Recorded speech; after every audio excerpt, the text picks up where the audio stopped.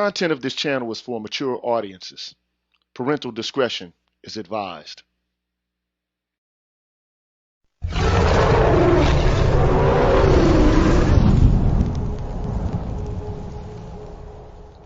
You're tuned in to the Green Gorilla channel. Please make sure to like the video, subscribe to the channel, and hit the bell notification button. And please, feel free to share the video. Thank you.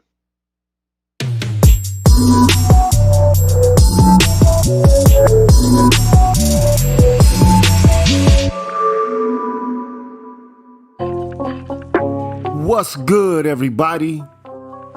What's cracking? I'm the G with a PhD, man. You tuned in to the Green Gorilla channel. It's the place where black men can express themselves freely, straight up with no chasers. Salute to all y'all out there, man, in the chat. Salute. Before I get things started, man, I want to make sure that, if you're here, man, like the video, man. Subscribe to the channel, man. Hit the bell notification button, man. You feel me? Do that, man. Don't cost you nothing to do that. And also, I want to give a shout out to all my haters, man. I got to make sure the haters stay good. What's up, haters? How y'all doing? I know you're lurking. What's cracking? What's happening? The next order of business, man, like I always do, man, I gotta give a shout out to all the members of the Green Gorilla channel. So let's get that going, man. Let's get that going. Shout out to Lionel Jean Louise, Artisan MC, Damon Brown, Donnell 360, Kisses from Afar, Herbert Lewis, Seven Coast Dojo, Roguish the Billmonger, and Destro, man. Shout out to y'all, man. Shout out to Pulpit 28, Michael Ross, Charles Rogers, Papa Didas, Travis King, Adam Williams, B. Hillfire, Rick Ross, Sandra Jean, 955, and Timothy Blewett. Big up to y'all, man. Big up to Brotherly Love 215. I see you, baby. Charles Gilmore 3, Diego Harry, Patricia Colley, 7Q Pitt, Kwaku Asasi, Supertech, Liz Terrell, Gregory Oliver, and Greg. Big up to y'all, man. Big up to Antonio Ferrier, Barry Little, Alan Wiley, Mr. Valentino, Jason Hales, Black Men Being Brutally Honest, 77 Base X, Omni Americana, Cameron 87, Deshaun Nolly, and Brian Peaks. Big up to y'all, man. Big up to Nelso, Apex Prowler, Kareem, Doc LaRock, Jay Charles, Mark Holt, Lee Ways, Jeffrey Speed, The Face, and Mark Swift. Big up to y'all. Big up to Show Me, Black Dog, Odd Collar, Deanne, Donald Watts, Cozy Corner, HipHop.CATV, Coach DC, and The Remedy. Big up to y'all, man. Big up to Kashif Caldwell, I Am Black Man, Nichita, Mr. Blue Collar, Barnolas, Kyle J. Sura, I'm Just Jules, Brian McMurray, TD Hip Hop Media, and Drew Main. Big up to y'all, man.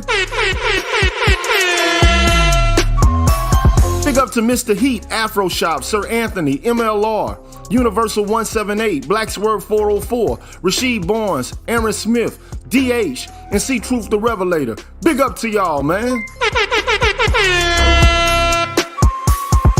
Big up to Gold Professor, Arthur Unknown, Dr. Tiasan Johnson, Kalon Jakala, Ricky Dawson, Cedric Bowman, True 7360, BK Born Shaheed, James Washington, Hostile Adept, W. Pierre 1, BGS Ibmore, and Marvin Battle Jr.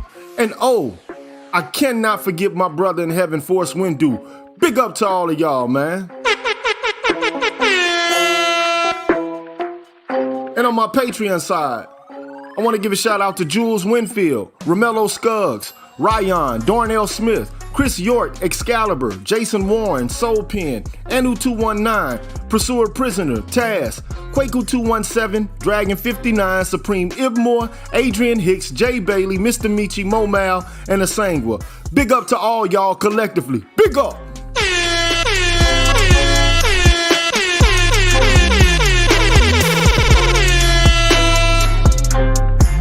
up, man. Y'all deserve a round of applause, man. Thank you so much for helping me keep this thing going and being patient with me and dealing with, with my crazy behavior, Big up to y'all, man. Shout out to y'all. Salute, man. And if you're wondering how you can become a member of the Green Gorilla channel and you haven't done so, I encourage you to do so. Here's how you do it, baby. What's good, everybody? I'm the G with a PhD, and you're tuned in to the Green Gorilla channel, the place where black men can express themselves freely, straight up, no chaser. Today, I want to introduce you to my new membership program that consists of 5 levels where you can invest in the Green Gorilla channel on a monthly basis and receive level-specific perks. Memberships are special because they improve the quality of the content of the channel and will help me to be able to keep the channel going. Now, to participate in the Green Gorilla channel membership program, all you have to do is hit the join button, which is located right next to the subscribe button on my channel page. Now, for all of my subscribers who decide not to participate in my membership program, nothing will change. The content will keep coming the way it always has. Thanks for watching, and be careful. Bless.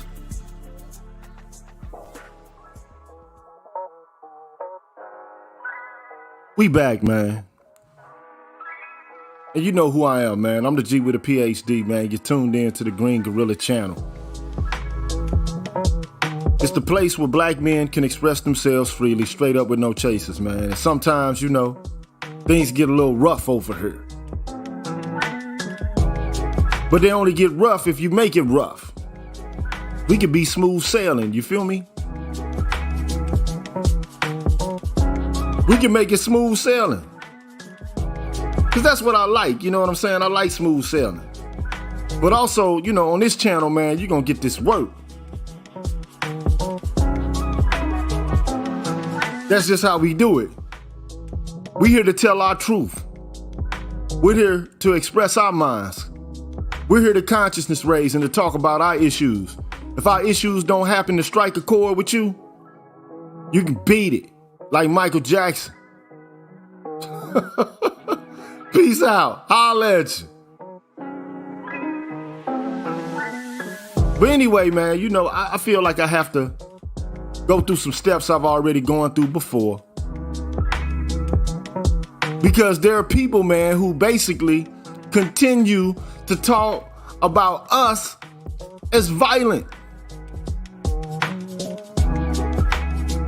Over and over again, man, they portray, characterize, typecast us as violent. We the ones. So I'm bringing out a big gun. You should have already seen this. Should have already seen it. Because I got it on one of my playlists on my channel. It's a doctor by the name of Murray Straus. I'm going to play his video, though. Because you got people who will try to cancel you, start petitions against you, try to silence you, and try to, portray you as some sort of person that promotes and advances violence. But the reality and the facts about this violence are not manifest. They're not brought to light. They're not brought to bear impartially or objectively. This is a political issue. There shouldn't be. But if you want to make it political, we can make it political too. But we're going to come with the facts. We're not going to exaggerate fiction. We're not going to put that fugazi, that bullshit on the table. We coming with the real deal Holyfield. You know what I'm saying? And the information we got, boy, boom, knocking them out. Knocking them out. We got the real information, man. And I want to share that real information with you. So you can know how people cut corners, how they twist facts, how they twist narratives in order to make your life more difficult. And then they'll have you believe in it. They'll have you believing lies. They'll have you promoting fiction. And then they'll have you like this getting into the booth. They'll have you going into the booth doing the Cabbage Patch.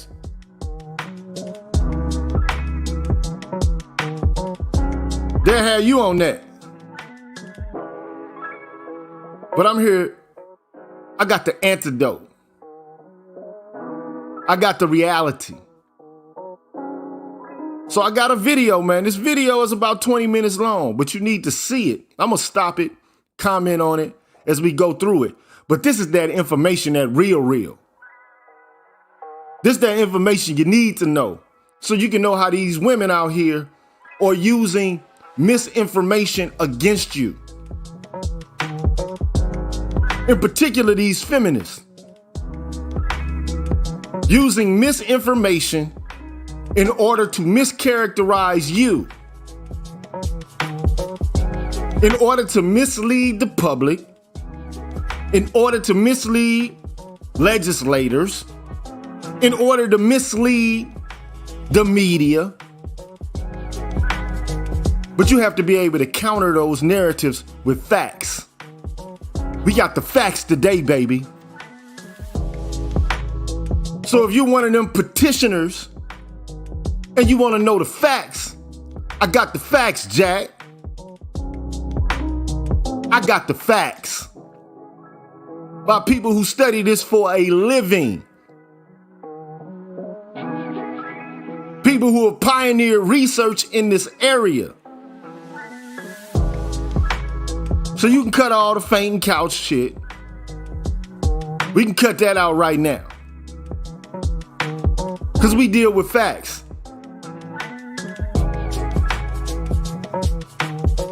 It just is what it is. So you're going to get these facts. You're going to get this word. Bottom line, you're going to get this word. Because we don't deal in lies. We don't proliferate misinformation in order to fulfill objectives, because we feel like if we build a house on a foundation of sand, it'll never stand. And entire fields of research based on lies, it can never stand. Do you understand? Do you dig it, man?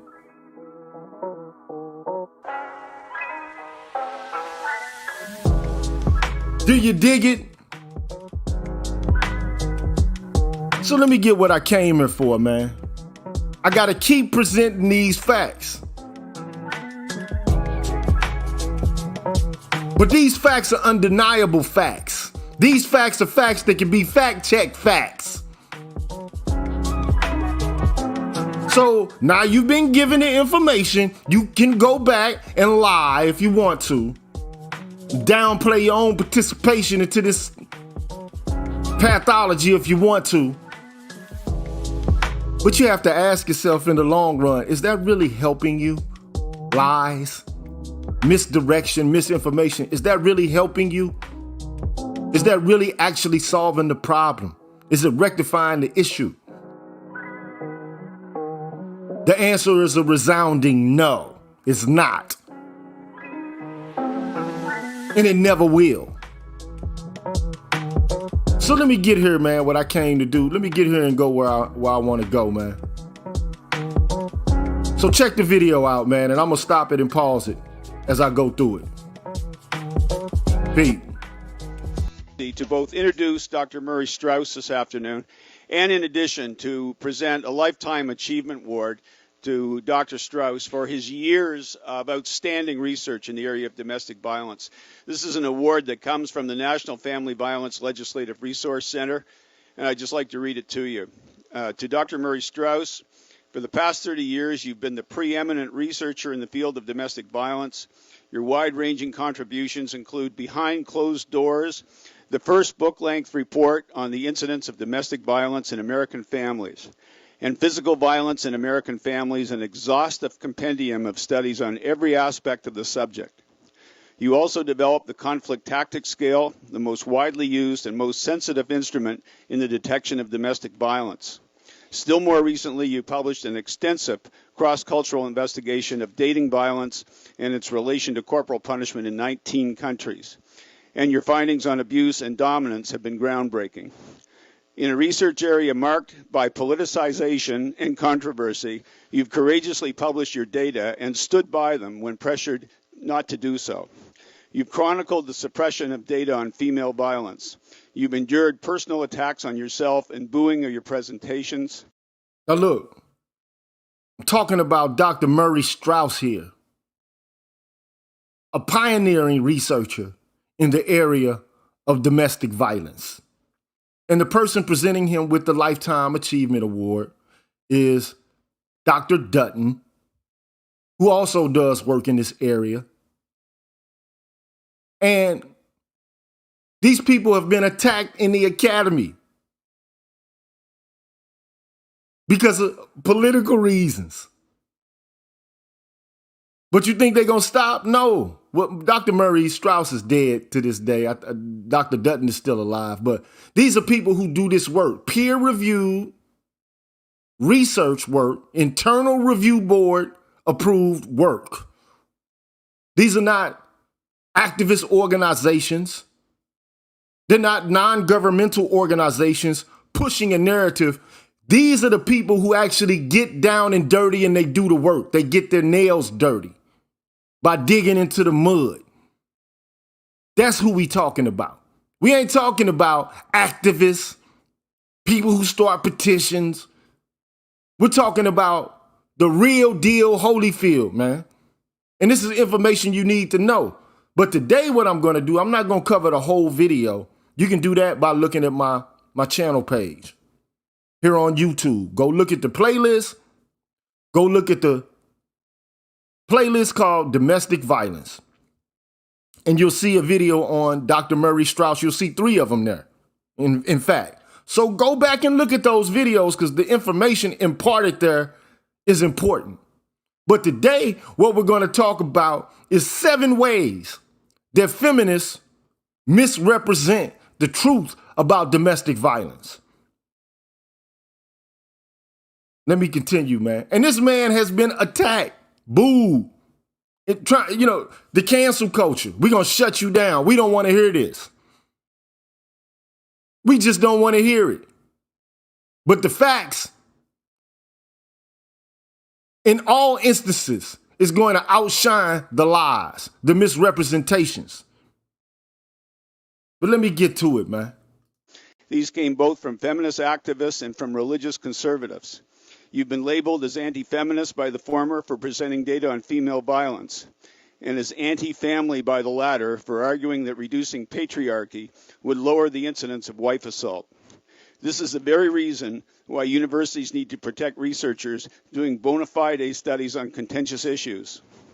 In steadfastly collecting and reporting your data, despite these assaults, you've been a role model for all social scientists who see their first allegiance as being to the truth of their discipline. Thank you, Dr. Straus. And then finally, which is what I'll be talking about in the next few minutes, feminist efforts to hide and distort the evidence. There you go. Feminist efforts to hide and suppress the evidence. Why would they want to suppress and hide evidence? And how do they do it? You're about to be in for a treat on exactly what tactics they use in order to try to prevent the truth from emerging so that men, in particular, black men, aren't stigmatized and penalized and subjected to social death and carceral confinement over bullshit. So this is right at the crux of the matter. And then people can't, try to cancel you and rub you out of the game because you support violence. No. We're here to tell the truth about it. And you're going to get this work. You ain't going to just sit back and issue all kind of lies and innuendo about us. You going to get this work. You about to get this work.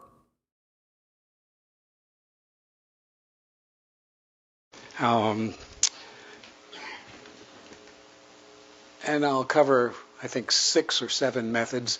Method 1 is to hide the evidence.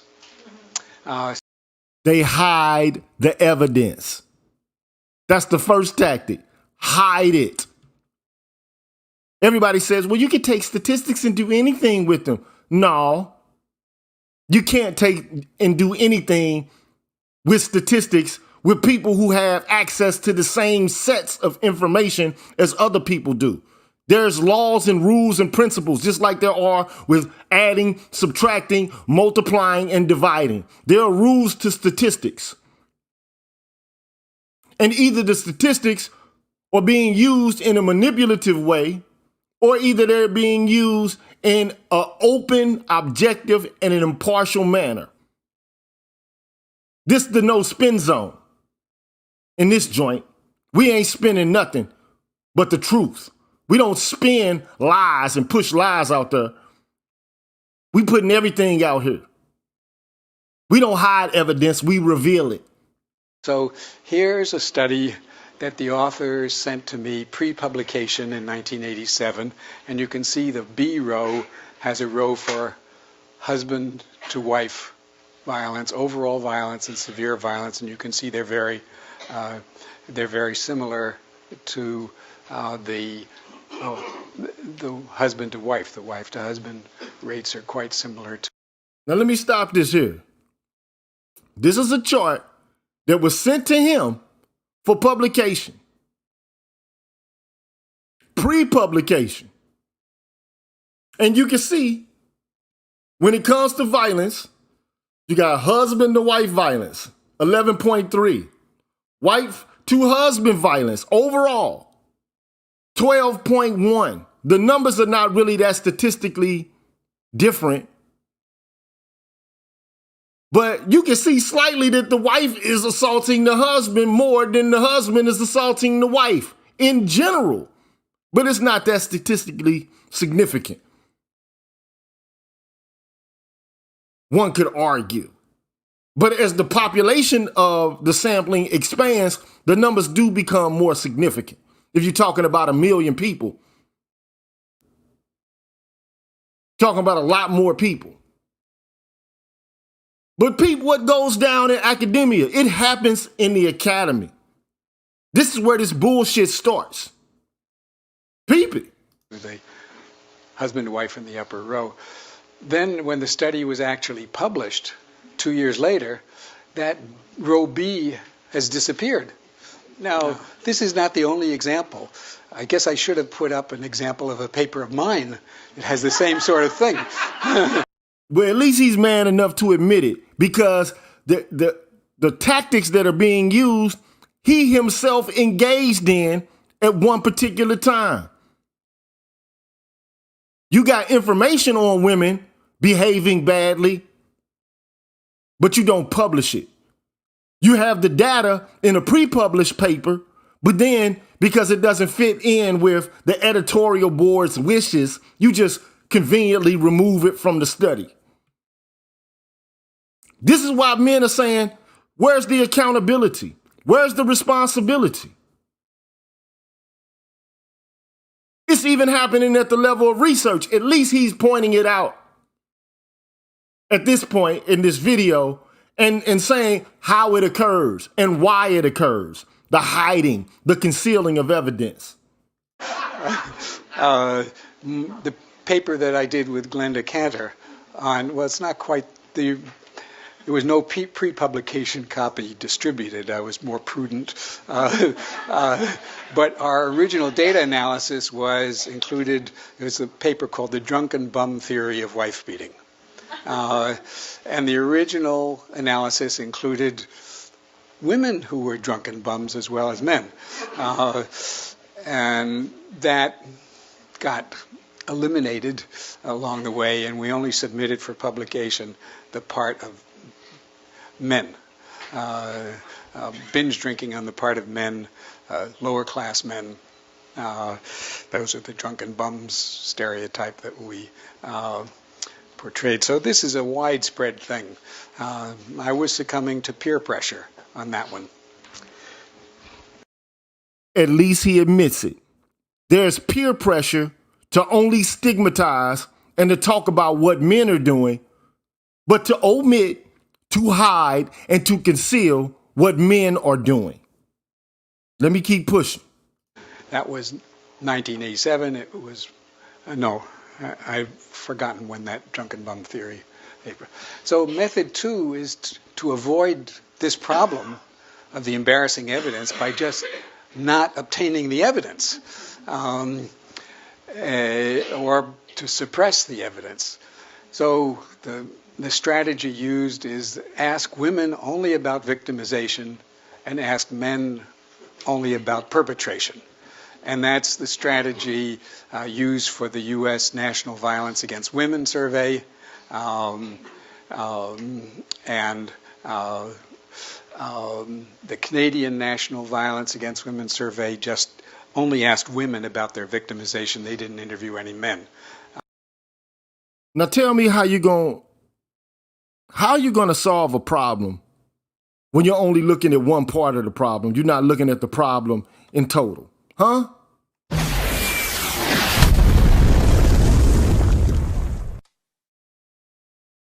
You just ask women, what happened to you, hun?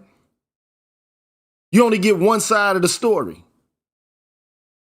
And you don't talk about the ways in which men are subjected to the same phenomena at all. You don't even ask. As if, okay, they're unimportant. Who cares what happens to them? How's that going to add up to solving this issue? How? And then you got like organizations, man, supported by legislative bodies that engage in this bullshit practice. But we're supposed to get some real data on it. We're supposed to get a real accurate portrayal of this phenomenon. Because he's telling you the truth now. If you want to know the truth, you're going to get it here today. You're going to get some truth bombs today.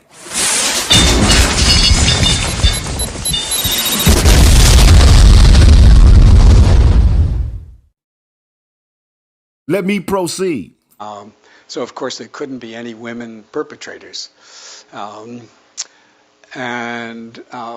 other approach, if both victimization and perpetration questions are asked, publish only the data on male perpetration. The most recent example is Michael Johnson's study of intimate terrorists, the one published a year ago, in which he had the data for women perpetration, but he published only, the article is only about male perpetration.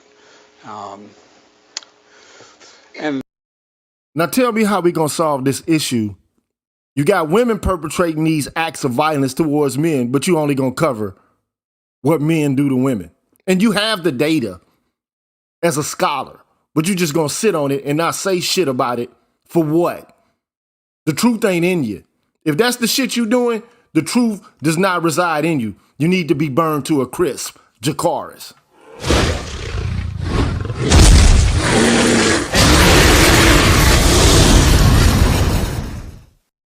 This is why black male studies is important. That's why it's important. And it's important for us to fact check these people who are presenting you with these facts. Because there's always another side to a story. But we want to be on the right side of history, and we want to be able to tell the truth in an unadulterated, straight up, no chaser way. We don't play games. We have nothing to hide. Then for a talk I gave in Canada a few years back, I looked at 12 Canadian studies. 10 reported only assaults by men.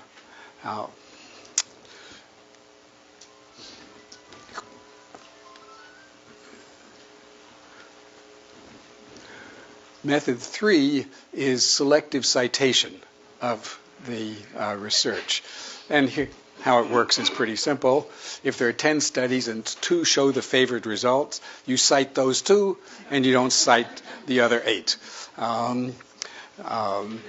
And the World Health Organization study is an example, though there are other problems with that, as you saw. The U.S. Department of Justice, until this year, their summary fact sheet on partner violence cited only the National Crime Victimization Survey, which shows male predominance. They didn't cite, they ignored their own critiques of that study, which led to a revision of it, but the revision, while helped, didn't eliminate the problem.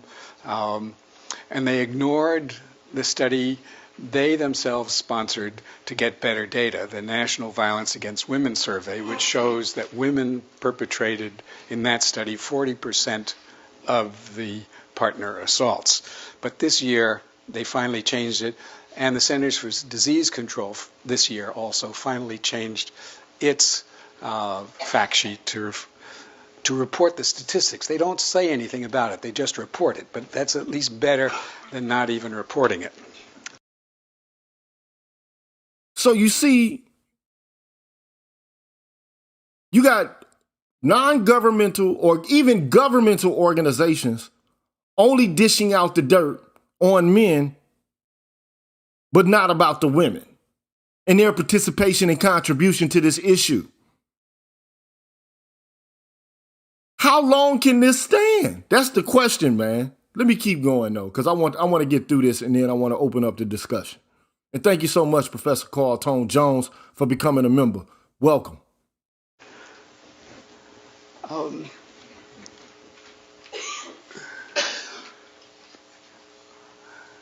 Okay, method 4 is to publish conclusions that are not in the data. And here's an example in this article by Kernsmith.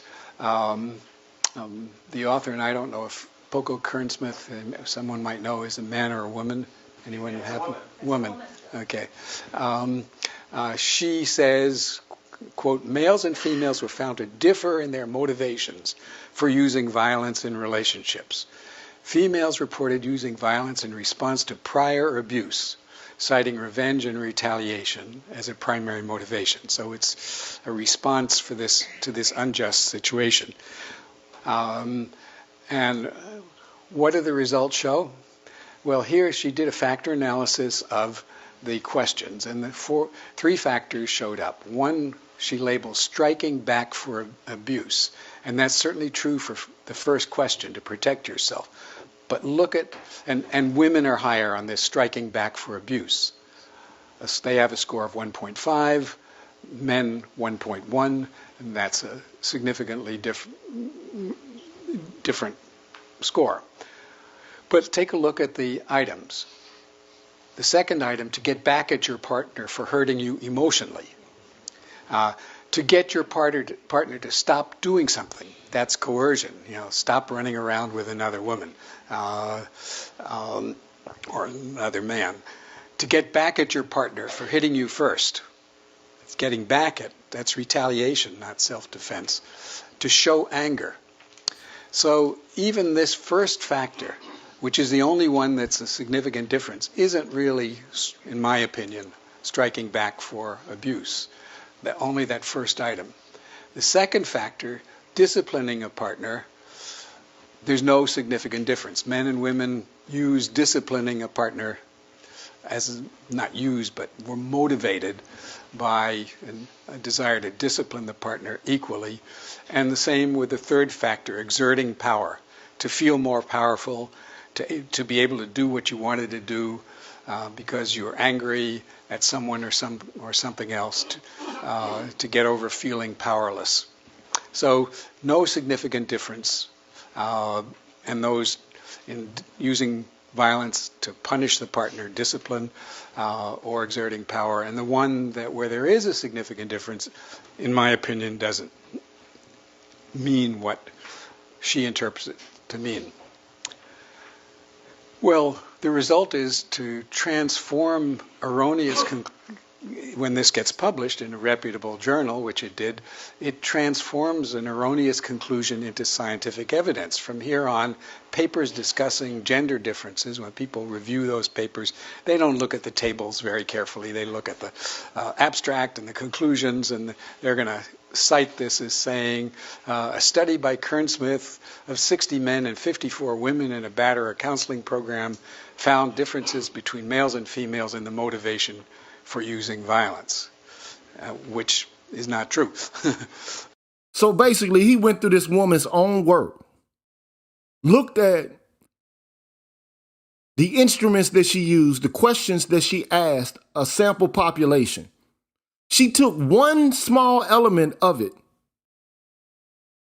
where women said that they were hitting their husbands back, took that one little element of her questioning her sample population and used that to extrapolate the whole idea that women have entirely different motivations for engaging in violence against their intimate partners. That they're doing it primarily in order to get back, at their husbands for having been abused, or they're defending themselves. And then he goes through this list of questions that she asks, and she sees that the motivations, or he sees, Murray does, that the motivations are pretty much the same. To have a sense of power, to discipline their partners. But all of this doesn't come to the fore because obfuscation. The presentation of erroneous conclusions as evidence. And then other people pick up the papers and they cherry pick what they like. And then all of a sudden this becomes the truth because it's published in some sort of prestigious journal. Because people don't go by or go back and look at this stuff with a fine-tooth comb. But we dig through the crates. We dig through. We have the comb, the fine-tooth comb, and we're going to dig through the sand, and we're going to find what's left over. That's what we do here. You better believe it. Let me keep pushing. Not what her results show. And because they cite an article in a reputable peer-reviewed journal that has an appropriate sample, readers of the subsequent articles in which that is cited will accept it as a scientific fact. Thus, fiction is converted into scientific evidence that will be cited over and over again by those who want to.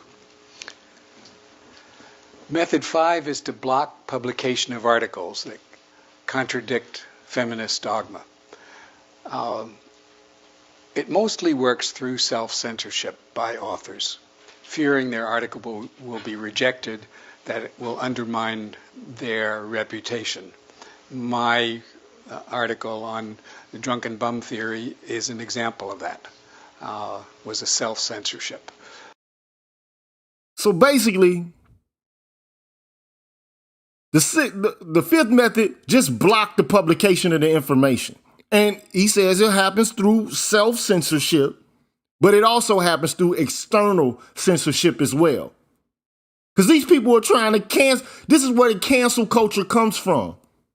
I swear to God, man. Feminist culture gave birth to cancel culture, bruh. And they try to use intimidation tactics and shaming and insulting tactics in order to prevent the information from coming to the fore. This is what they do. But this can't last, man. This is not an investigation into a phenomenon where you're trying to reveal the truth. This is political. This is tactical. And this is pernicious, man, because it's an attack and an assault on men. Fuck that.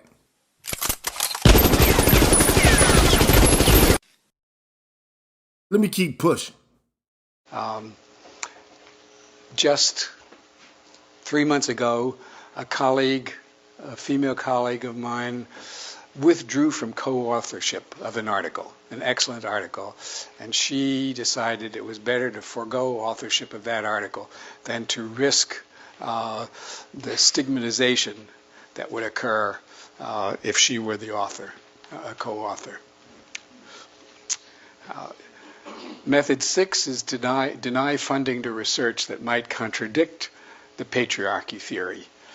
And just to take one example, the December 2005 call for proposals by the National Institute of Justice, proposals to investigate partner violence and sexual violence, stated that studies of male victims are not eligible for funding. They withdrew it, but I have the announcement before. I wrote and protested that, as did some other people, and fortunately they withdrew it. They withdrew the whole thing, not just they weren't going to fund anything. So if they can't get the conclusion that they're looking for, they just gonna cancel everything. Fuck it, we not gonna even do the investigation or the query at all. What kind of bullshit is that?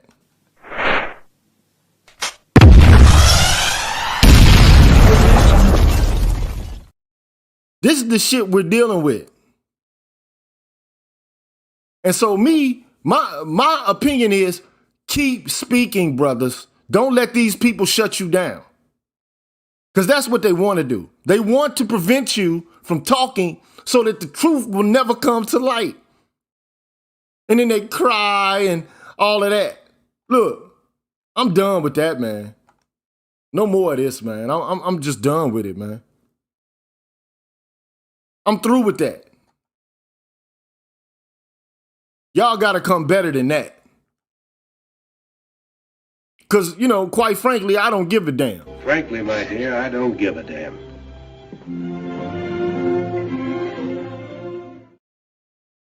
I don't care. You don't like it, you about to get a dose of this truth.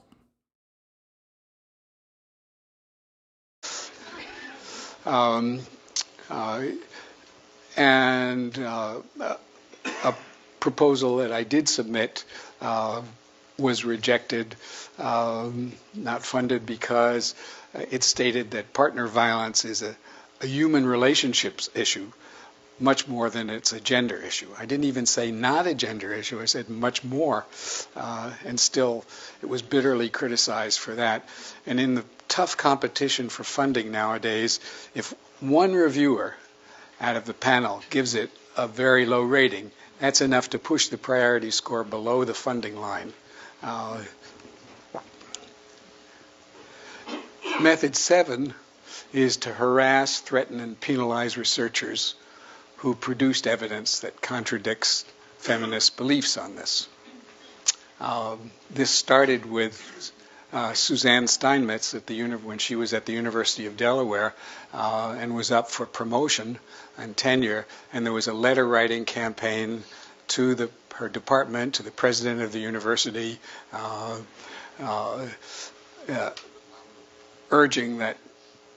saying that she was not a suitable person to promote because you can't believe the results of her research. In other words, they didn't believe it, so they don't think anyone else should believe it. And there was a bomb threat at a daughter's wedding.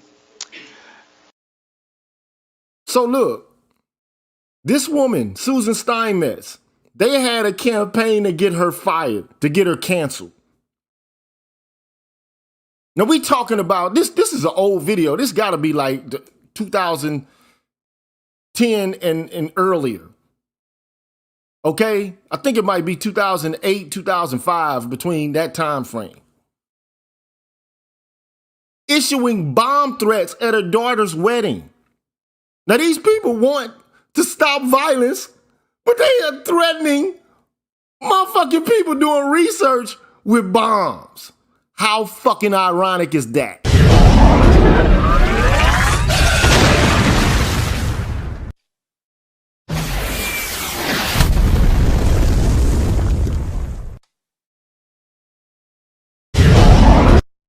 You want to be included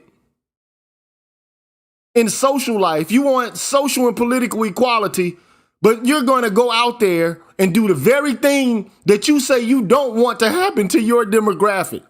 Intimidate people. Try to obstruct their careers. What type of shit is that? I'm just saying, man, what type of fuckery is that?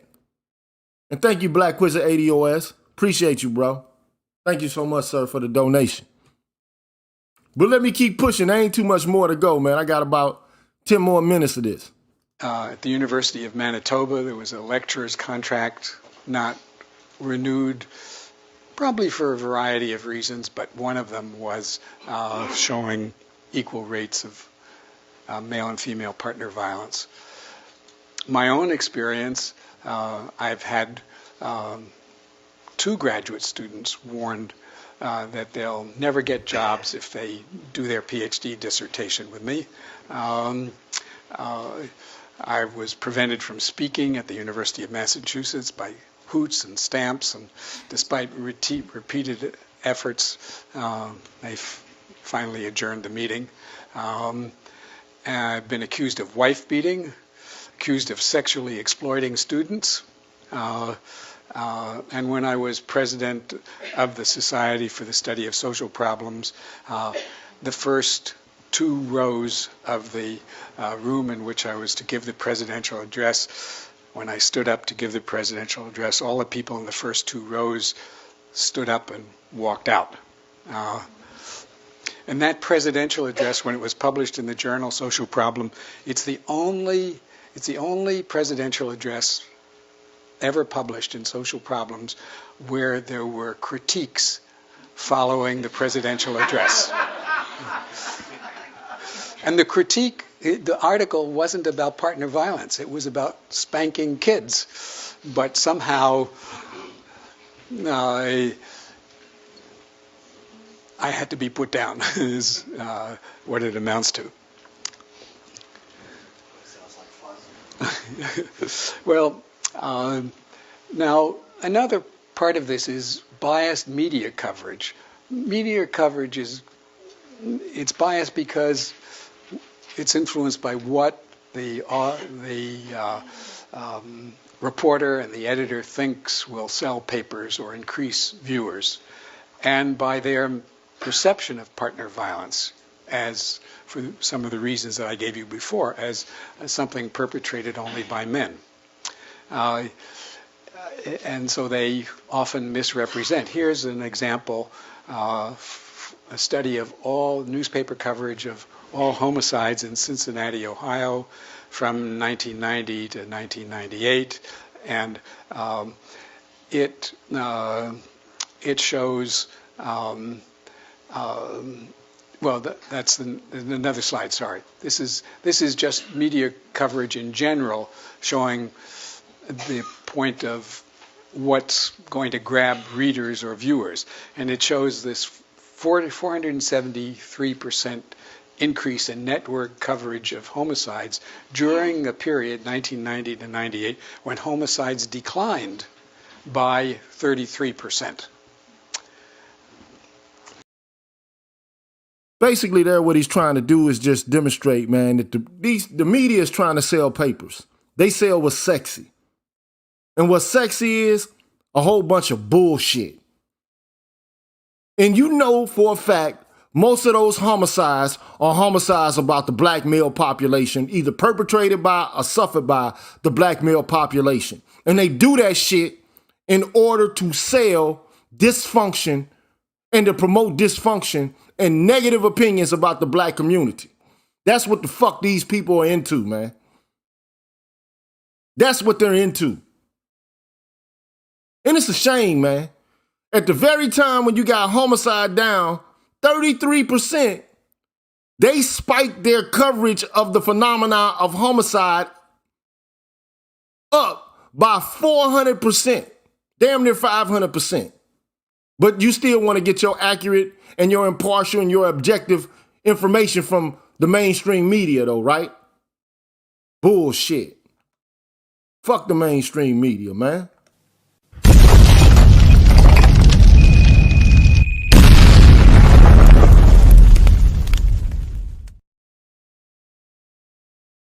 Because the mainstream media is not friendly to you. The mainstream media is basically trying to destroy you and your image.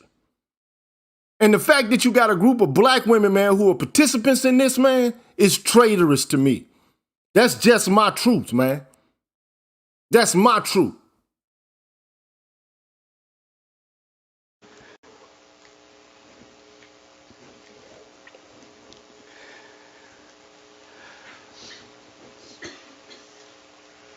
But then here's the Cincinnati study.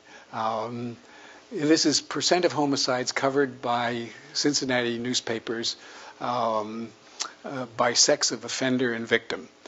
And I think this reflects and reinforces the national misperception of partner violence as a male crime.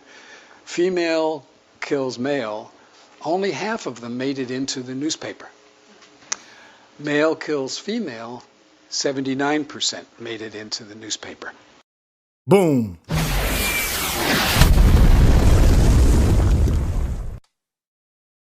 This is why when you watch a channel like Dr. Johnson's channel, Dr. Tia-san, he presents the information, the news about women who engage in these acts. Which you don't see on the TV because that's not something that's sellable. And the primary consumers are these women. They love to be on this fainting couch bullshit, bro. They love this shit. The hysteria. The, oh, I'm hot and bothered. Man, cut it out, man. Stop it. Get some help, man. Be a grown-up, man. Look at the world objectively. Stop sensationalizing pathology. The people in the Black manosphere, we done with this, bro. It's over with. We done with that.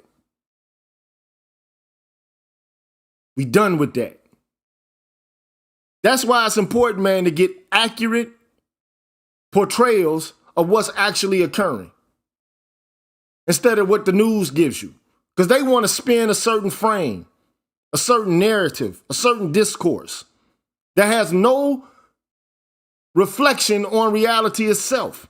And that's the issue. But we're here to bring the truth to light. Y'all gonna get this work.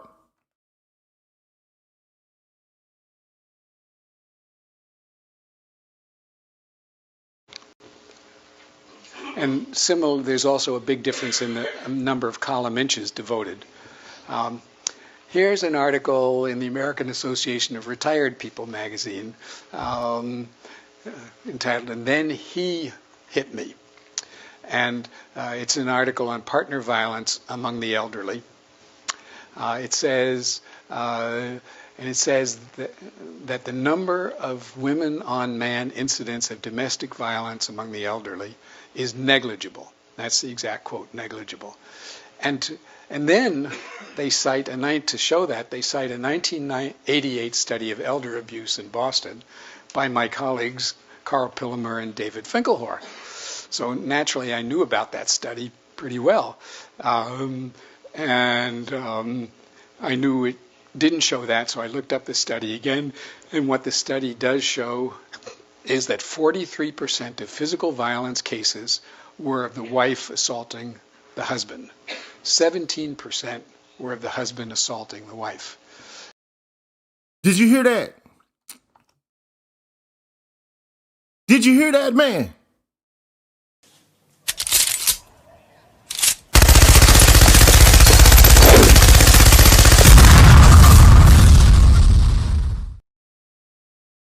The older you get, you got to look forward to more abuse.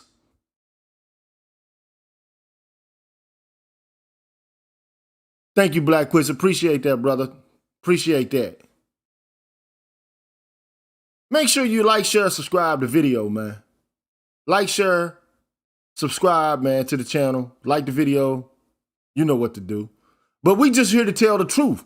You say you want to solve a problem, but how can you solve the problem if you're not even accurately portraying the problem? That's like going to the doctor's office, getting an inaccurate diagnosis, taking a course of treatment predicated upon a misdiagnosis, and you think you're going to actually resolve the issues in your body. Complete and utter fuckery. But this is what we got to deal with. This is what we're dealing with. Let me keep pushing, man. I want to get through this, man. You got 5 minutes left. Now that lopsided ratio represents the physical capability differences in elderly people, since husbands on the average are older and more will have a physical decline earlier, quite a bit than wives. So you look at these things, and it's no wonder that the public thinks it's a male crime. There's many other reasons. that are in the article I mentioned that you can get from me. Now, I want to stress that most press information results from efforts to attract audiences, not deliberate bias, but it has that effect. They feature horrific cases of men who virtually enslave and torture female partners. Those stories sell newspapers and attract TV audiences.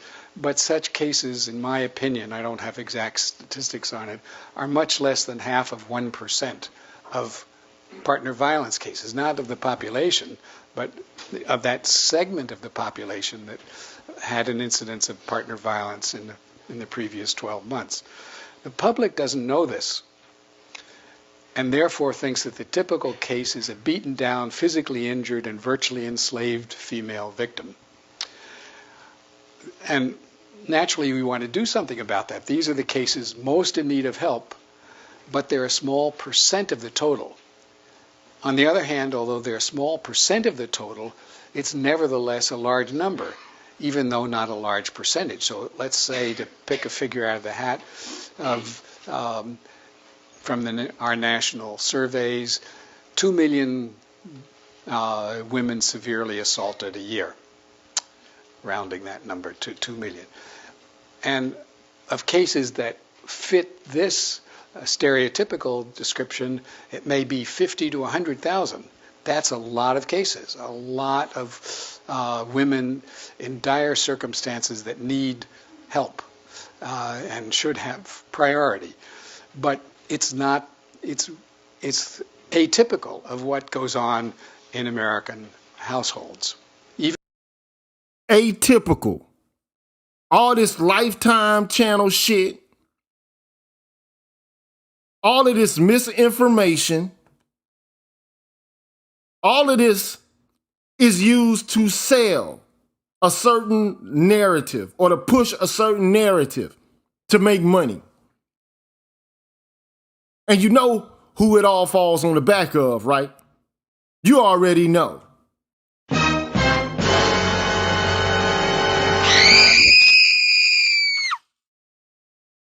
It falls on your head. Let me show you again so you can understand it.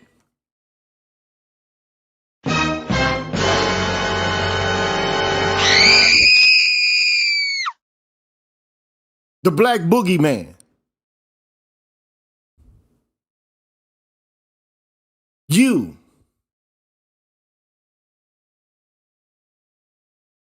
Because you're going to be typecast as the most violent, the most pathological, the most evil, the most abusive. It's all going to fall down on your head. Shit rolls downhill. But I'm here to kick the truth to the young black youth, especially the black male youth. Let me keep pushing with this, man. When there's severe violence, atypical of severe violence. The bottom line is that in partner violence, in domestic violence, women assault their partners. About the same percent of women assault their partners as men. It's not the same percent are not injured. Women are more often injured. But that doesn't change the fact that women attack as often as men.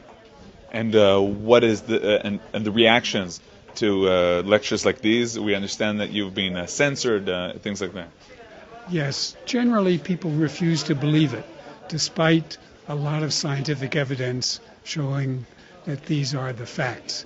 In fact, overwhelmingly, 230 studies as of a couple of months ago, and people refuse to believe it. It can't be true. This man has been working in this area of inquiry for decades. He's deceased now, but he's worked in this area for decades. He's telling you he also engaged in the omission of information about the dirt on women. And as soon as he tried to tell the truth, they basically came after him and his colleagues. This is not, man, a recipe for success. This is some straight bullshit. And do you honestly think men are going to sit back and take this bullshit forever, man? I'm just asking, if you're a woman or whoever you are, do you think Men, particularly black men who are subjected to the most horrendous conditions and treatment that this country has to offer. Do you think we're going to sit back forever and just take this misinformation and not dig through the libraries, the crates, and figure it out?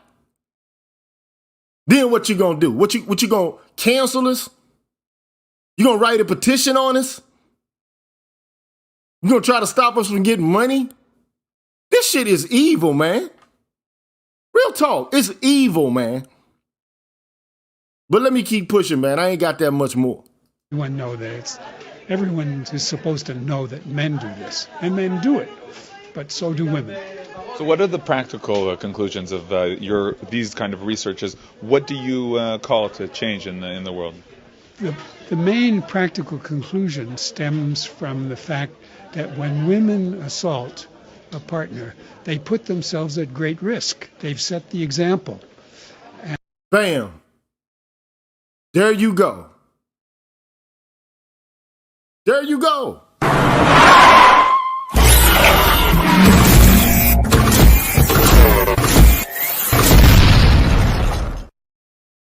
When women assault their partners, and these women do assault us,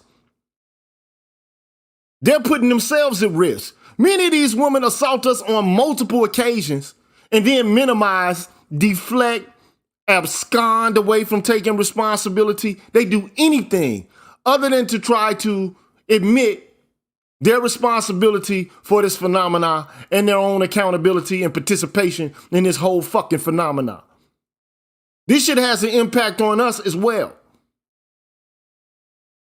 Now, I'm not going to keep going over and over and over and over and over and over, but I feel like I have to at times. It's like, damn, I thought I already covered this territory and I already traversed this terrain. But I keep having to go back over this.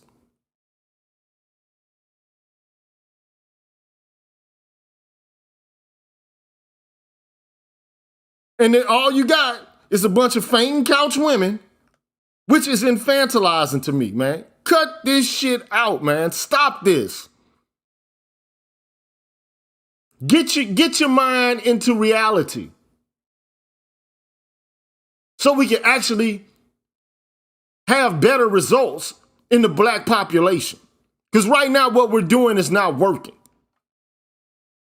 And if we're going to end violence against women, we have to take steps to end violence by women.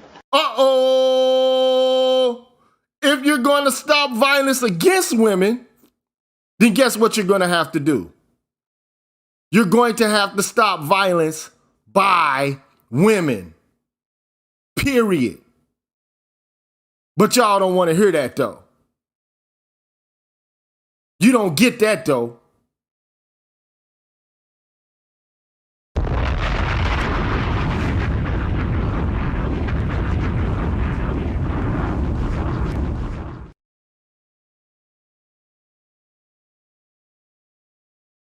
Boom.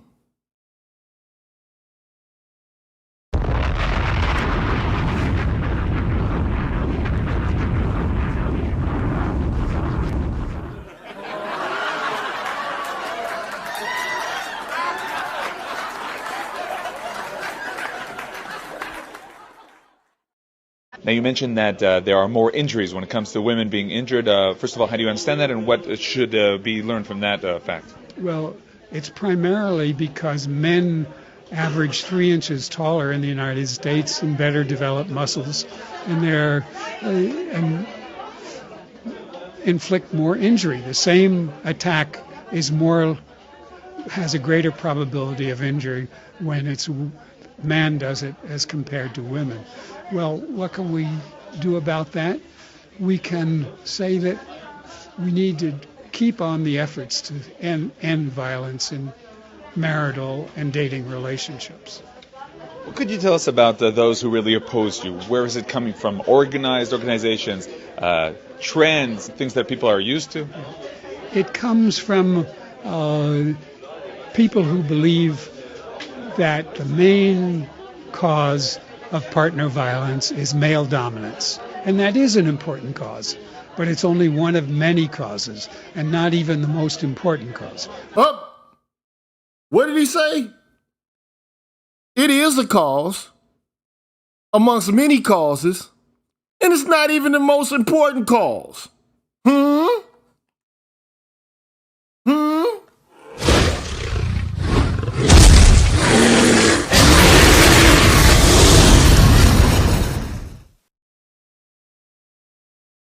This is why the research is important. This is why looking at the objective research of people who've been studying this phenomenon for decades is important. This is why.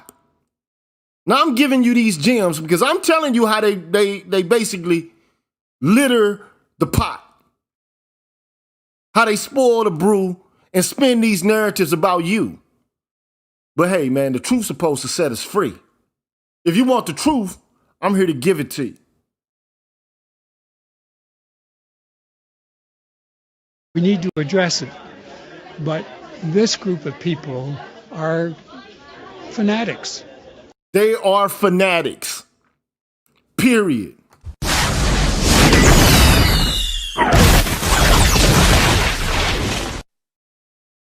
These people are fanatics. They're obsessed with pushing a narrative that has no basis in reality.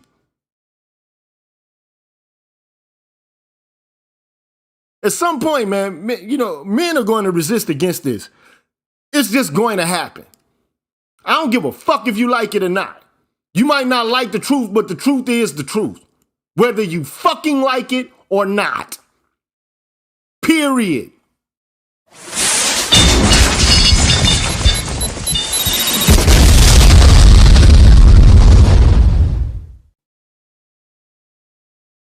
So let's cut out all the shenanigans. Let's cut out all of the faint counts bullshit. And let's get to reality. They insist on a single cause, and it's men who are the problem. Well, men are a problem, but so are women. And you're saying that this also harms women because they're not receiving the right treatment. That's right.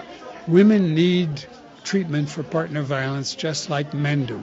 They're not going to quit by themselves just like men are not going to quit by themselves. So when there's a treatment program, both partners need to be addressed because in most cases they're both doing it.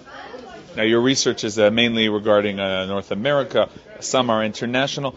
Tell us about your visit here in Israel and your participation here. Well, I obviously came for this conference, which is great to be able to share this information. But I think the same situation applies in Israel. When the Ministry of Health and Welfare funded a study of partner violence, they funded it only to investigate violence against women. They didn't, it's labeled domestic violence, but it's only half the problem. Bam. There you go, bruh. You're only dealing with half of the fucking problem.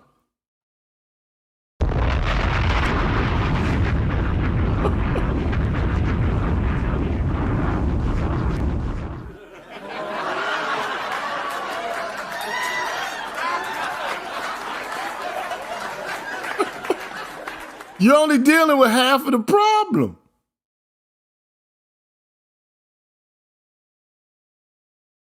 And this concludes my covering of Professor Murray Straus and the 7 ways the feminists use to obfuscate, to block, and to misinform the public of what's really actually going on as it pertains to violence against people in these intimate partner relationships. Not a government organization, not an activist group, but a man who's been rewarded in the field for telling it how it is, even if people don't want to hear it. This man right here deserves a round of applause, man. Real talk. Because he's done work. He deserves a round of applause, man.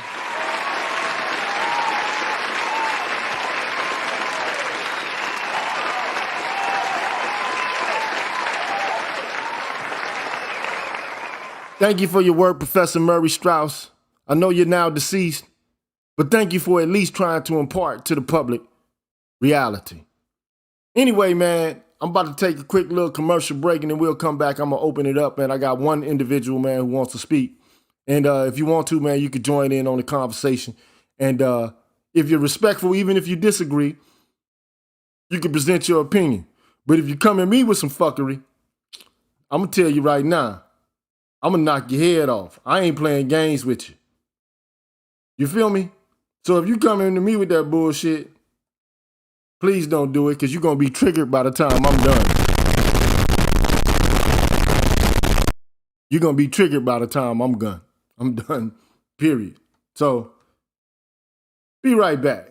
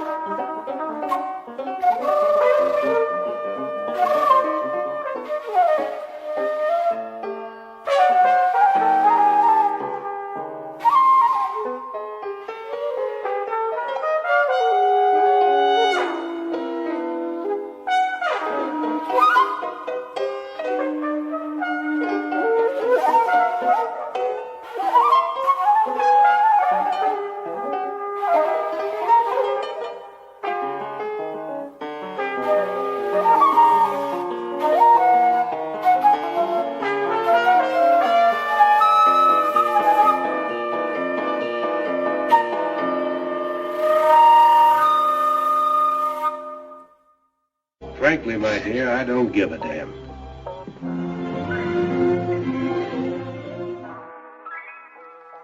Anyway, man, I'm back, man. I'm the G with a PhD, man. I'm sorry for that one little meme to play, but you know, it's just at the point right now, man, where we got to start telling the truth about this shit, man. That's all, man. We mature and grown enough to start telling the truth about a whole bunch of stuff, man. And so right now, man, I got a brother in the back, man. He's gonna come up, man, and speak. And I'm gonna cut this music off. But you know, we tell the truth here on the Green Gorilla channel. If you don't like it, man, you know, I suggest you sign off. So anyway, man, let me get to this, man. Let me get to this brother, man, and shut this music down. Brother AL, what's going on, man? You hear me, AL? Man, Evans, brother Evans, man.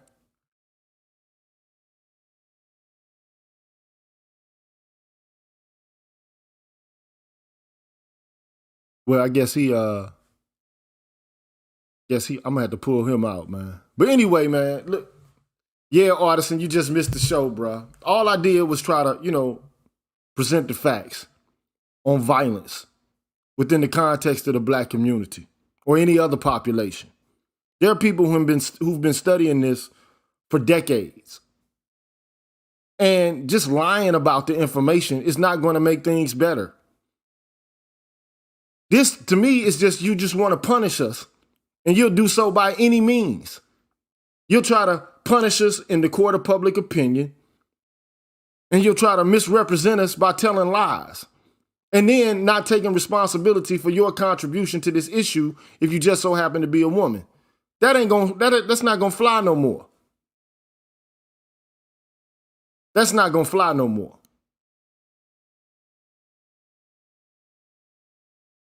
So I'm telling black men, continue to speak your truth, continue to state the facts.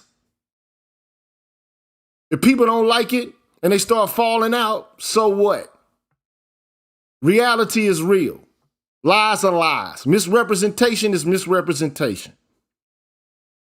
It is what it is.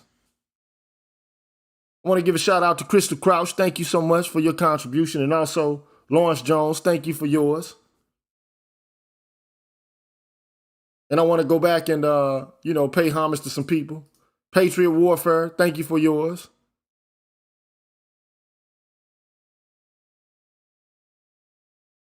says blacks and whites need to come together now before we fall into total lockdown. No more division, only revision. It's time, man. It's time. I wish that could occur. But, you know, some white folks going to have to, you know, just step up and tell the truth. That you've treated us horribly. You know, black people are some of the most forgiving people. Even when, you know, the people who've crossed them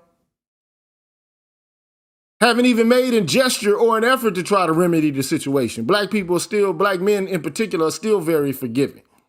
But we got to start telling the truth.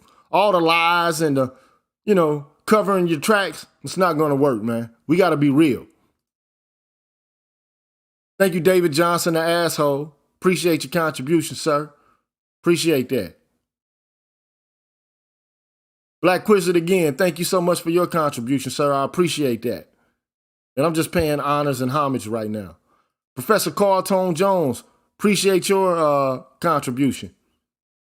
He says, I appreciate how you articulate the policy of anti-black male misandry and its foundation in the institution of feminism.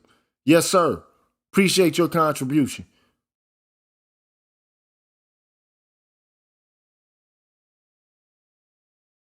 And Black Quizard again, appreciate it.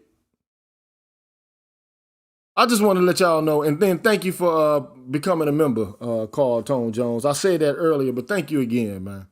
I'm not going to take up too much more of your time. This wasn't, you know, very titillating, but to me, it was just something that had to be done. This is work that has to be done. If this work is not done, we can't get to the truth. And if we can't get to the truth, we can't know what we're dealing with. And if we can't get to what we're dealing with, we can never take what's going wrong and turn it right. Have some courage, some conviction is all I'm saying. What's up, Chaos Rain? How you doing, bro? I'm good. Can you hear me? Yeah, I can hear you. What's going on? Yeah, man. Man, that was mind-blowing to find that these same women have been doing this for almost approaching 6 years, blocking a lot of things. As revealed the truth about violence is entirely. It's not always a real thing, and a lot of males been saying this now for a few years in this space. I didn't really want to believe it until I found about, you know.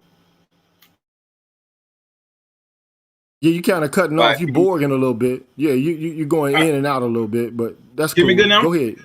Okay, yeah, I can hear you good. My thing is this: I didn't even know female like in a sexual manner last year or the year before that.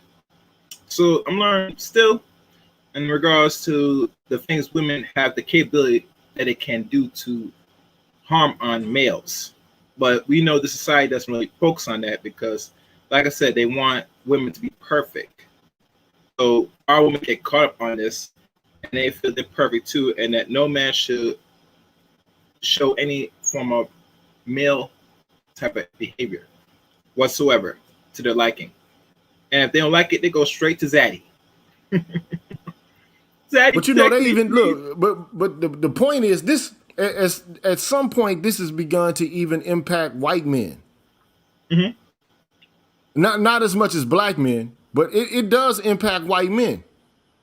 And the reason it impacts them is because they've let it go on for far too long.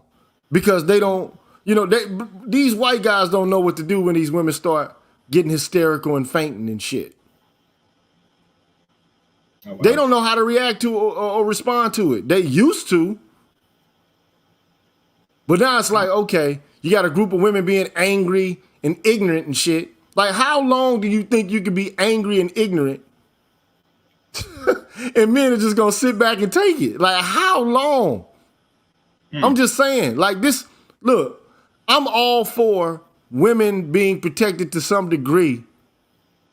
But damn, if you out here acting like an ass, you're gonna have to take your lumps just like anybody else would. You can't, but we've seen video after video of women, white women, black women, just acting an ass. If you act an ass, you're gonna get kicked like a donkey. Period. That's nature, man. Mhm. That's nature. And, it's funny because men don't really pose themselves like that to weaker vessels, but in regards to protection, you have to protect yourself the best you can. At the end of the day, and see, the problem women must understand, there's a lot of trauma going on in this black community that we don't resolve enough. If you've gone through certain things like that, if you're the opposite sex, there is something called counseling therapy. You should not be walking around the streets of the so-called black population, you want to call it now, with this and then go into relationships. Because now you're going to inflict your sick behavior, which usually ends with aggression, towards the opposite sex. And that is a no-no. It can be it's going to end up bad. Like I said, I mean, I'm not sure if you follow this, Gigi, but I heard they were talking about this other, this guy, this Pharaoh dude, that he got caught up with a DB, and they try to point that on him, but because he learned from this fucking space, which is stupid. So. Yeah, man. Look, put it this way, man. Like, a lot of people want to, try to present only the men or the blame for this phenomena, but it's just not the case. We already know, we have the science down on this, but the general public doesn't want to accept it. And it's primarily because men won't say or do anything and they're misinformed themselves. I'm not misinformed. Mm-hmm. I'm not. I know what it's like to, have a woman assault you repeatedly. And then to try to get you jammed up with the laws like they some sort of privileged group of creatures or some shit. This is, man, it's time for this to be done. But it will only be done when men start to speak up about it. That's it. Otherwise, it's going to continue to be just how it is. It's up for men to say something and to talk about their experiences, which often they don't do. They just endure it. They fall on the sword.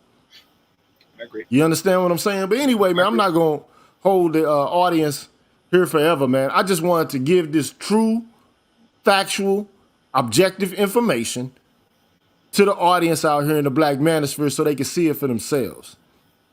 It's time for this narrative to be older. It's over, man. It's time for it to be done. It's time for the misinformation to be done. It has too deep of an impact. That's all we're saying. Mm-hmm. Stop using the faint couch tactic, and let's just be honest about this. Let's just be real about it. If we can be real about it, maybe we can begin to have a handle and put a damper on it. But we can't put a damper on something that's predicated upon misinformation and, media sensationalism. That's not going to work. Okay? So anyway, I got another brother, man, who wants to join the screen. Imhotep, how are you? Hey, how you doing? It's Ethel, man. Can you hear me okay? Hey, how's it going? Good. I can barely hear you. You're kind of low, but proceed, sir. Okay, I'll try to get closer to the mic. What we need to keep in mind, and I think we're heading in the right direction in terms of the manosphere and voicing our complaints, because it's always been one-sided for at least 40 years. But here's the problem that we face. I'm watching TV, and I want you to start looking at the chess game that's being played. Pieces are being maneuvered into positions in Hollywood, and Black women, we're seeing at a time never before seen, where Black women and gay Black men are given film deals and put in positions of power, head of BLM. We see like Issa Rae, and these are women who are not exceptionally talented. I remember back in the day, you had to struggle to get a film deal like Spike Lee and John Singleton. But now they're giving it out to these women who represent the far left and who have a history of really just being overly critical of Black men. So they're moving these pieces into position. And in commercials, we can see the removal of Black men. There are commercials now that have come out where Black men are not even featured in them anymore. And the commercial is all about the Black woman. So I want you to understand that even though that we may be having these discussions in the manosphere and bringing it up with people like Kevin Samuels, there is a machine that's behind Black women that's putting them to the forefront, that's giving them advantages that not necessarily they deserve. And we have to keep this in mind, because we don't have the resources and the financial backing that's going on with the white world that's being funneled to Black women. And here's the thing that really cracks me up. I saw a commercial the other day where this Black woman was coming out with some biscuits, and her white husband was there, and they were sitting down at a picnic table with all their multicolored friends. And I was like, where are they finding these very obedient, passive, meek, agreeable Black women? This is just a facade. This is not how Black women are. And then they'll have more commercials with light-skinned Black women or Black women who are very friendly, the type that you can tell have been raised by white parents or white father or mother. So our efforts, although we're going in the right direction, we're fighting a monster here. It's like David and Goliath. The media machine has billions of dollars behind it, and they're using it, and they're putting these women into positions of power to basically destroy our image further. So that's really what I wanted to say. Yeah, that's the issue. I got a whole playlist of a series of videos that I did on how the media, caricaturizes and typecasts Black men, and which multimedia companies are involved in that process. And, we got to hold them. We need to start a damn change.org petition to have more Black men in these directorships, these writerships, and these producerships. Yep. Bottom line, because we have a story and a narrative too. And we have to tell the truth about our experiences. And all I've ever said is, man, you don't need permission to speak. You don't have permission. You don't need permission to tell your story or your side of the issue, because in a great variety of instances, the truth is actually on your side. Yes. To be perfectly honest about it.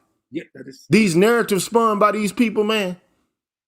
You can call them whatever you want to, Urugus, whatever. These narratives being spun about us are just, they're lies. They're misdirection, misrepresentation.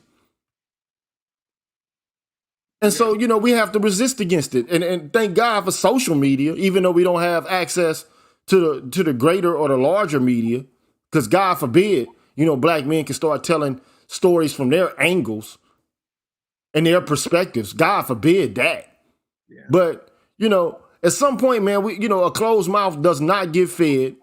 And this whole promise that, if one part of the Black population is free, everybody's going to be free. It's just absolute poppycock, man. It's nonsense. Yeah. It's always been nonsense. It'll always be nonsense. So, but thank you for your comments, though, man. It's like, we have to resist, man. Bottom line. Because it's too much at stake. It's too much at stake, man. Thank you, Green Gorilla, for bringing this to the forefront, brother, because I know, just like every man on this panel and every man that's listening, deep down inside, we could feel it. We was like, man, ain't no goddamn way we could be the Darth Vader of the world. Ain't no way, but everybody's just skewing us out like we missed the shit on a stick and we ready to shove it up everybody's ass. Nah, we ain't that dude.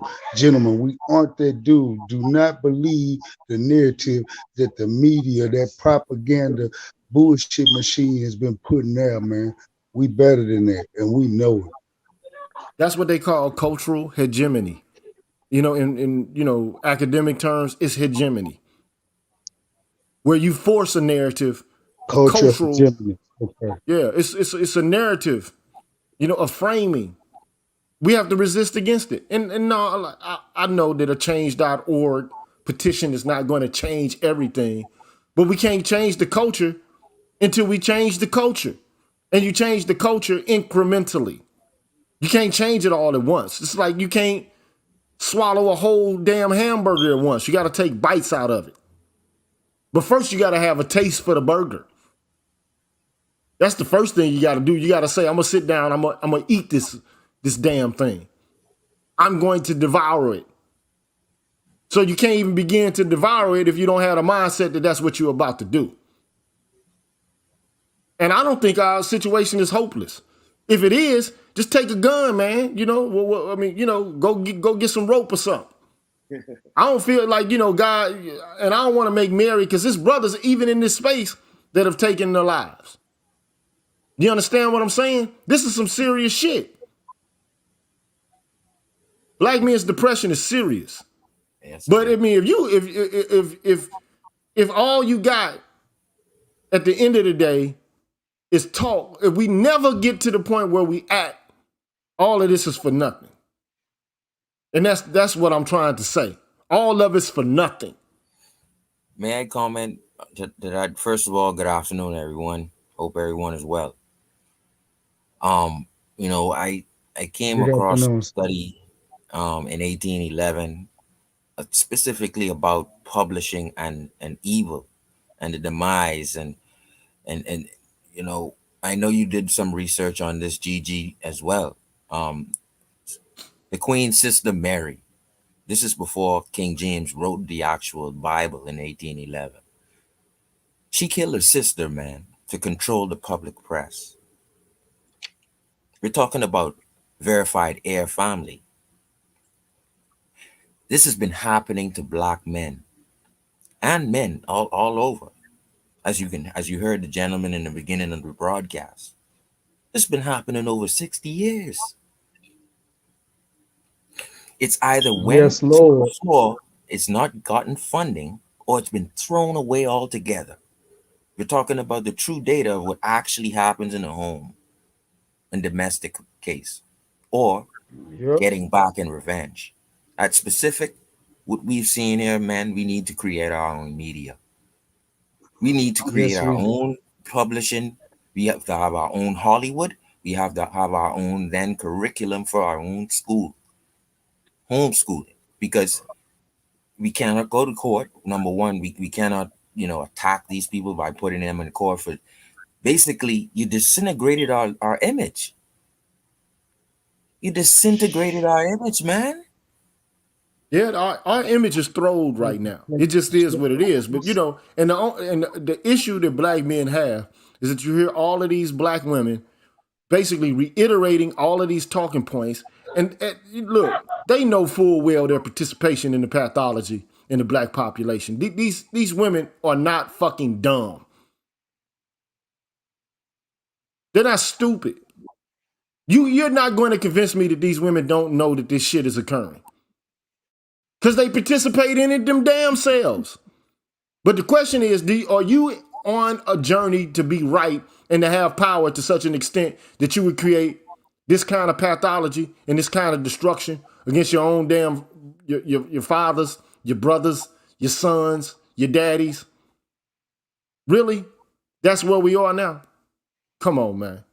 I'm right now, I can't say I'm through with it because we only just begun to actually, give an account of it. But, I don't want to, be the dead horse, man, and keep going through the same hoops again and again. All I wanted to do is draw out the reality about this phenomenon and the way that people prevent the phenomenon, the truth of it, from being exposed. That's all I'm saying. What tactics do they use to try to shut down the reality of what's actually occurring in our relationships and in our families and in our homes? Lies and If deceptions. That's what they use. Lies and deceptions. and shaming and guilting and deception and misrepresentation and omission. A long gaslighting. time ago, man, like it was told to me that the devil don't tell lies, he just don't tell all the truth.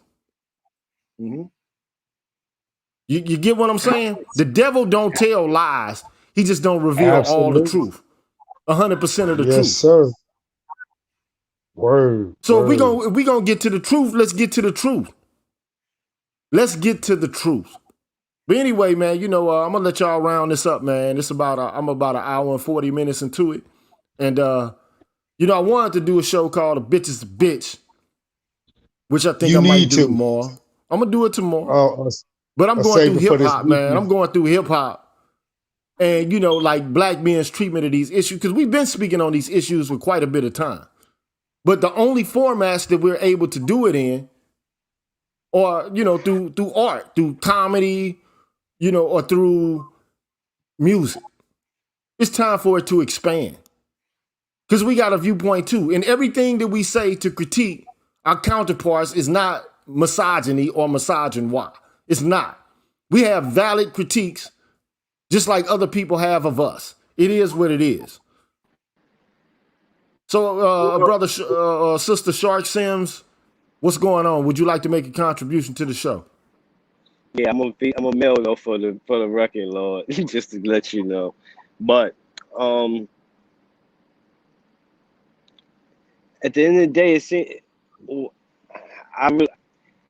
how do you argue with someone who don't? How do you even present truth to someone who don't want to face facts?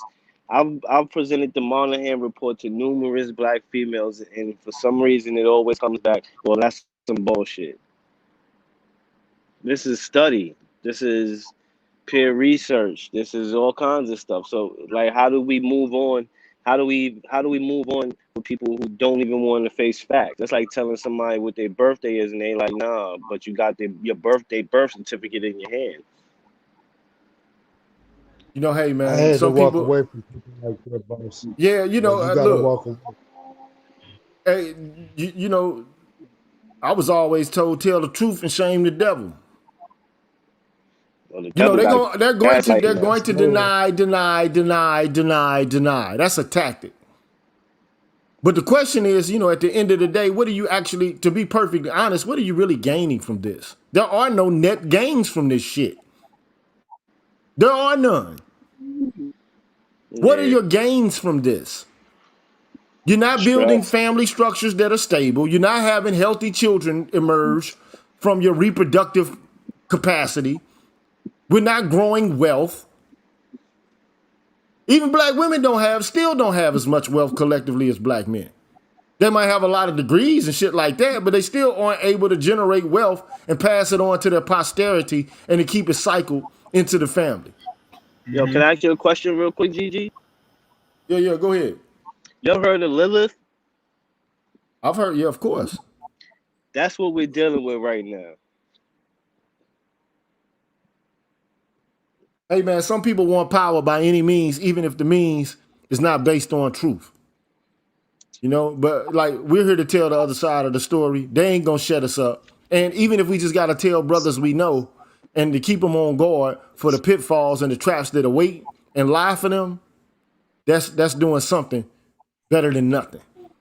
Can I say I something? appreciate you for putting that in too, man. I really do. Can I say something here?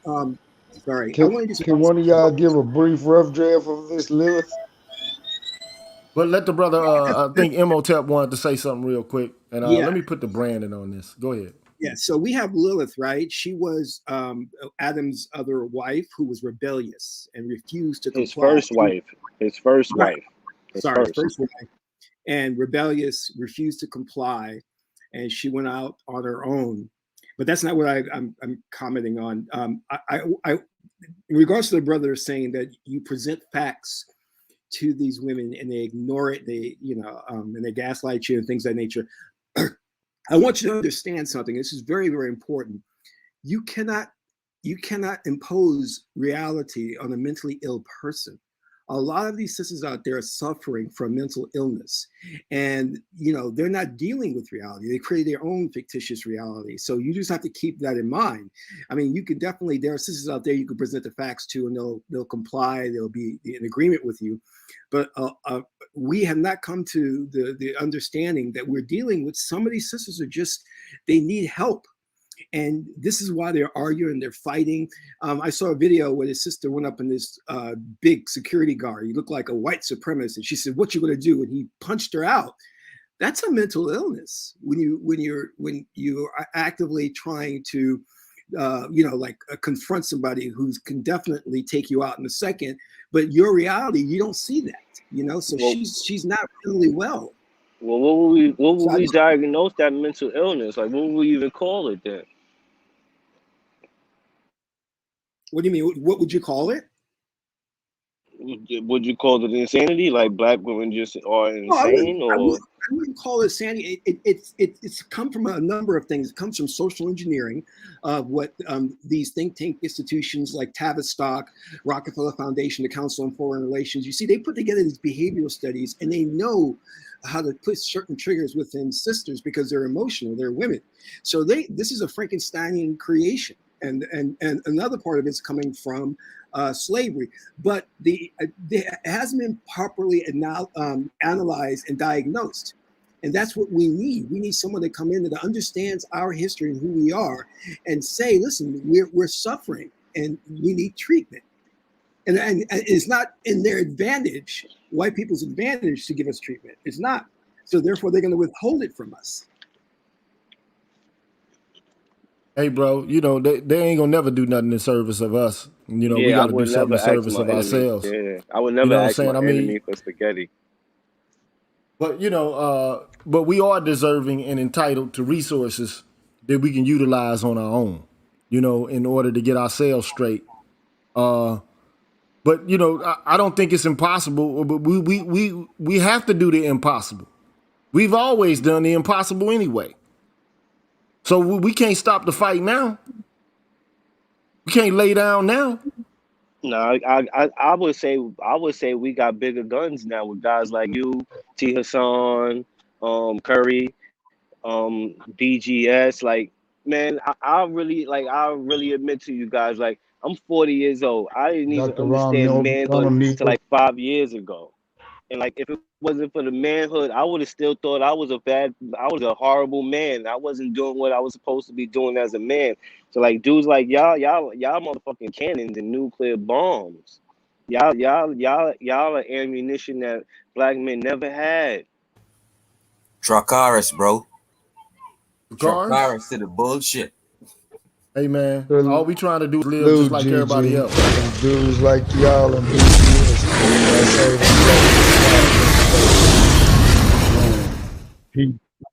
Yeah, just like that. That's Appreciate what you, y'all boss. are, big ass Appreciate you. bombs. But you know, hey bro, I'm gonna let this close out because we getting close to the 2 hour mark. I appreciate you all joining me, man. I'm gonna let everybody, you know, from the top to the bottom, you know, make a statement briefly, and we about to close this out, man. Chaos, you got something to say, brother? Okay, Yes, Chaos. yes, Yeah, go yes. ahead. I would say this was a good stream. I'm probably gonna say this, maybe share this for the ages. This has to be laid out. I think that man laid out a tangible solution, which society's not gonna take and examine and implement, because the end game is when you have a population and you try, let's say, give women certain powers, you're doing that just to conflict with the male population where you're at, and the outcome can be disastrous. But that's what they're intended to do. So I don't expect. That's my opinion. Thank you. All right, thank you, Chaos. AL, man, hit us with some knowledge before you burn out of here, man.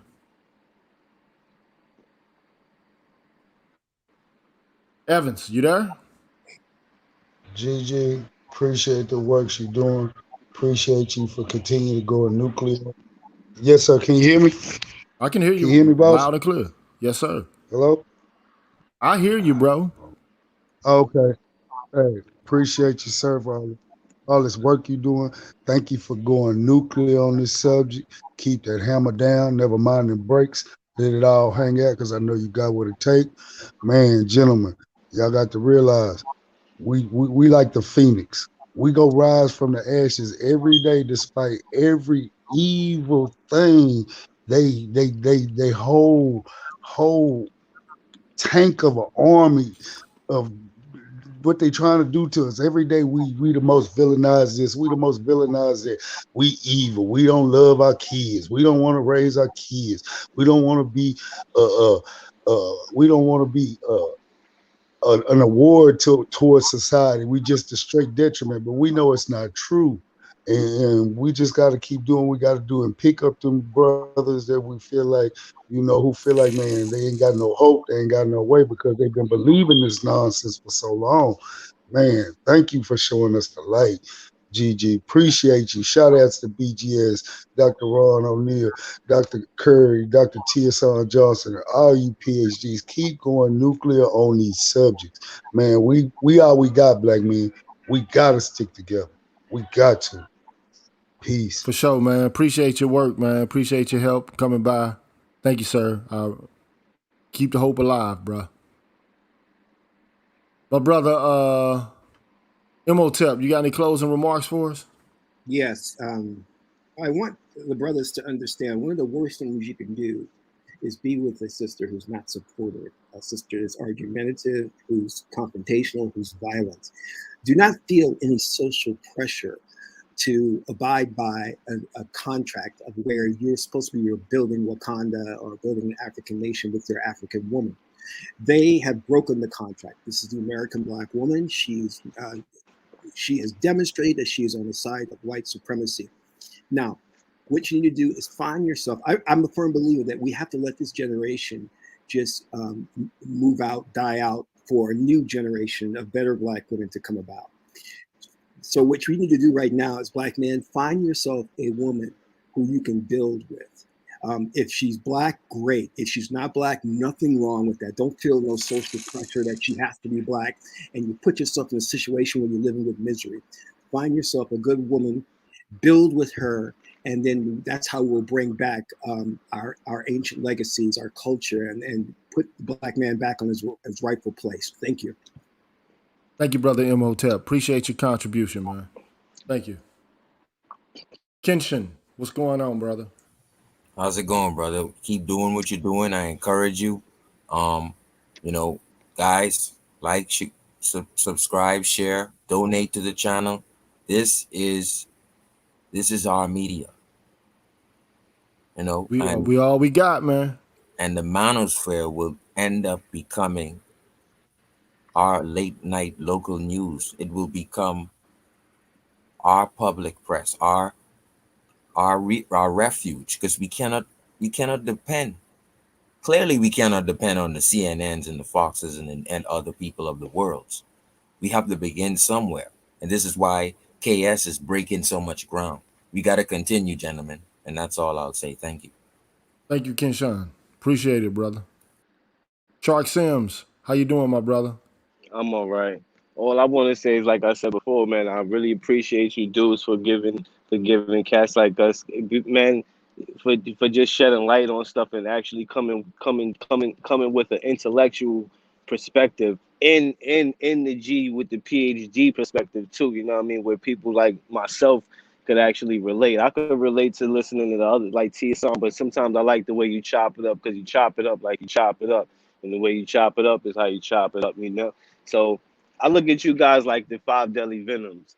And I don't know if you ever seen that movie. You ever seen that movie? Of course. Yes, I'm gonna be the student that came into town and he gotta solve the problem.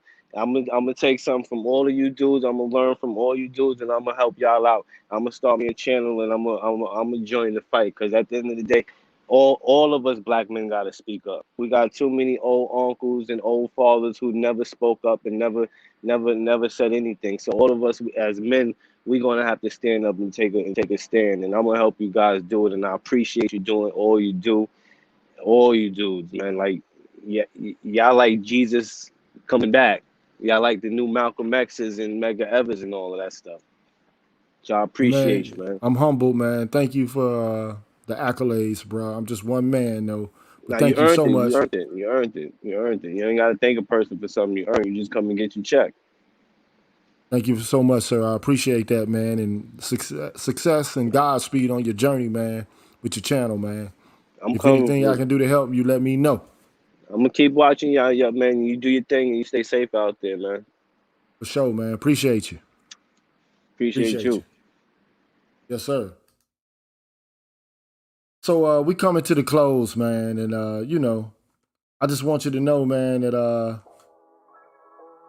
this show today was just basically me presenting some facts about, how people hide the facts. And, we can't get a handle on a problem if we're not talking about the problem openly, honestly, and candidly. And black men ain't really, expressed their anger for real. It's only beginning to bubble. It's time to get organized. Because if nobody's going to help us, we got to help ourselves. It's time to get organized. At any rate, man, I wish y'all well this evening, man. Y'all be peaceful. Until the next time, man. I'll holler at y'all. One.